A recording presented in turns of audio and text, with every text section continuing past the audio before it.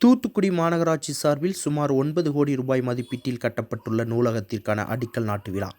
Kanimozhi Karunanidhi MP, அமைச்சர்கள் கீதா ஜீவன், அனிதா ராதாகிருஷ்ணன், மேஜகன் பெரியசாமி ஆகியோர் பங்கேற்பு.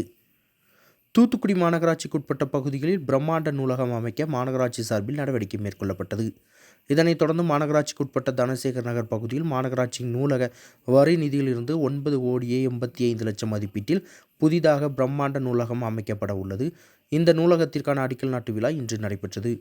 தூத்துக்குடி மாவட்ட ஆட்சித்தலைவர் இளம் பகவத் தலைமை தாங்கினார். மேஜகன் பெரியசாமி முன்னிலையில் நடைபெற்ற இந்த நிகழ்ச்சியில் பாராளுமன்ற திமுக குழு தலைவரும் தூத்துக்குடி பாராளுமன்ற உறுப்பினருமான கனிமொழி கருணாநிதி எம்பி, தமிழக சமூக நலன் மற்றும் மகளிர் உரிமைத்துறை அமைச்சர் கீதா ஜீவன், மீன்வளம், மீனவர் நலன் மற்றும் கால்நடை பராமரிப்புத்துறை அமைச்சர் அனிதா ராதாகிருஷ்ணன் ஆகியோர் கலந்து கொண்டு நூலக கட்டிடத்திற்கு அடிக்கல் நாட்டி கட்டுமான பணிகளை தொடங்கி வைத்தனர்.